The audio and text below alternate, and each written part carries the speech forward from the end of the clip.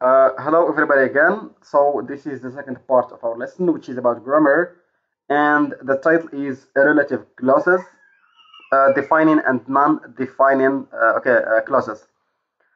This is a completion and a continuation of the previous course about relative clauses, and we're going to find out when and why do we use defining and non-defining relative clauses so that you can again have fluent English and speak without any problems. Okay.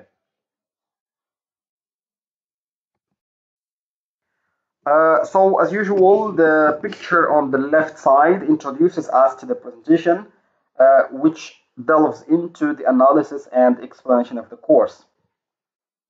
And the title of the picture or the it's okay of the picture on the left side, handbag thief caught at last. A thief who has stolen over 100 handbags has finally been arrested. Roger Slack was identified last night as the handbag thief by an elderly lady.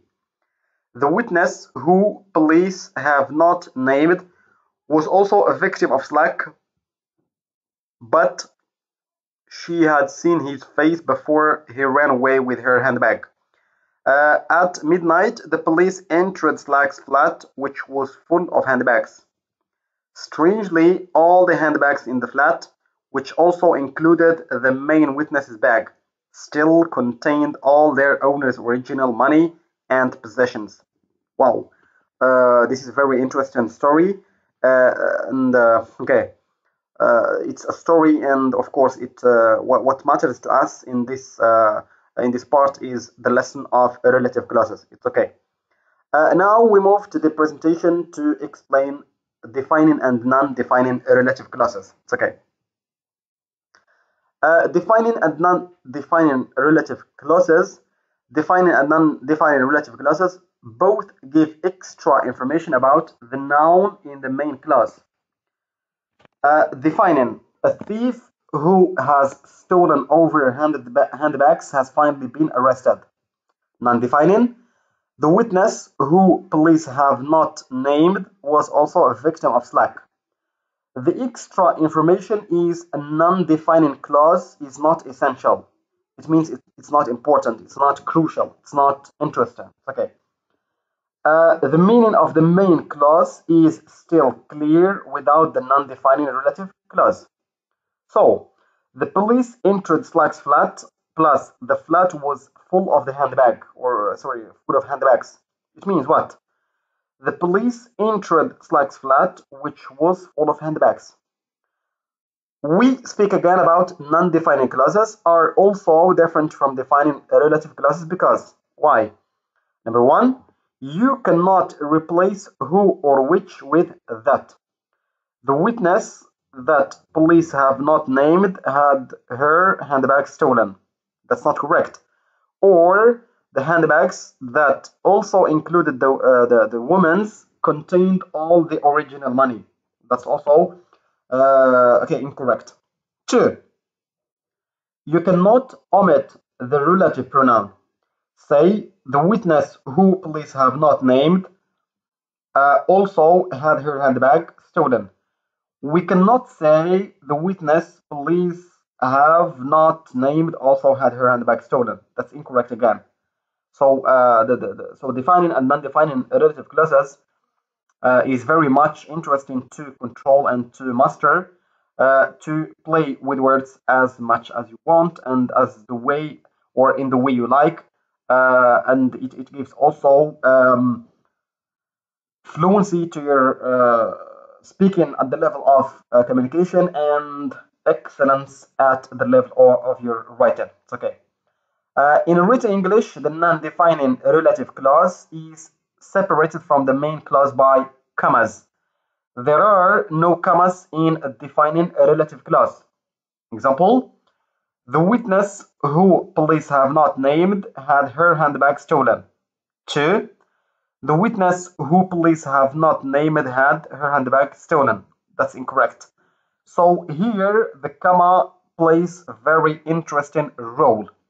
the comma is very obligatory to make the defining or what's that? The defining a relative clause very correct and very accurate. It's okay. In spoken English, the speaker usually pauses slightly before and after the non-defining clause. Mr. Slack, okay, and then you make a pause. It's like you inhale some oxygen. It's okay, and you relax. Mr. Slack, who is still in police custody, and then you make a pause. You respire and you inhale some oxygen again. So let's repeat from the beginning. Mr. Slack, who is still in police custody, lives at 28 Haversham Gardens. So the comma is at the level of writing, and the comma when you speak is that you make a pause. As simple as that.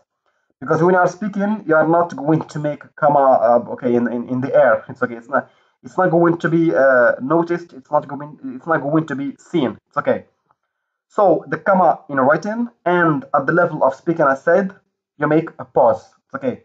You inhale some oxygen and then you continue your sentence. And of course, when you make a pause, you prove that you are an excellent speaker and the person to whom you speak understands what you want to say. It's okay, as simple as that.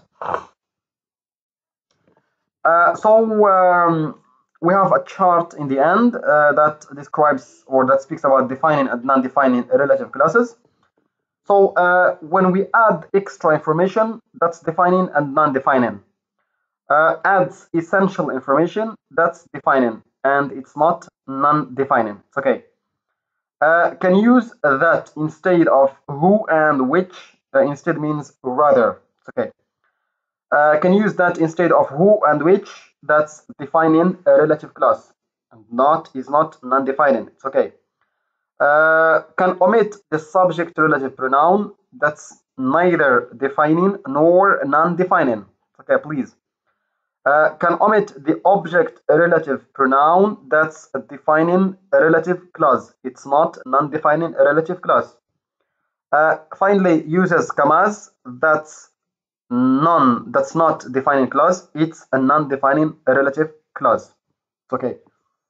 So this is the lesson in brief. In short.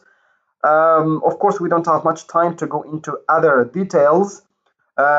Just after you make the exercises and after you you listen and you fully pay attention with the course. If you don't understand something, I'm here to explain, I'm here to clarify, I'm here to help. It's okay. Now we move to the part of exercises. Exercise 1 says combine the three pieces of information into one sentence using a non-defining relative clause. So you've got the first example then. Burj Khalifa was completed in 2010, the tallest building in the world. When you make a non-defining relative clause, it becomes Burj Khalifa, which was completed in 2010, is the tallest building in the world. You can again pay attention to the commas. It's okay, they are very important. 3A, replace who or which with that where possible. It's okay. You are required to replace that where possible, where necessary. It's okay. 3B, delete who, which, or that where possible. Again, who, which, or that, these relative pronouns, you are required to delete and omit them where not necessary. Exercise 2, underline 6 more relative clauses in this article. Then decide if they are defining or non-defining. Write D or ND. D means defining and ND means non-defining relative clauses. It's okay. Exercise 3, finally, write some examples of your own. Try to have some practice for your own to benefit yourself and to benefit your vocabulary and grammatical structures. It's okay. So this is the end. Let me tell you that I was very happy and glad to deliver to you this course. As usual, if you have any questions, remarks, or suggestions, don't hesitate to contact me at any time you like. From now to then, I wish you the best of luck. Take much care of yourselves.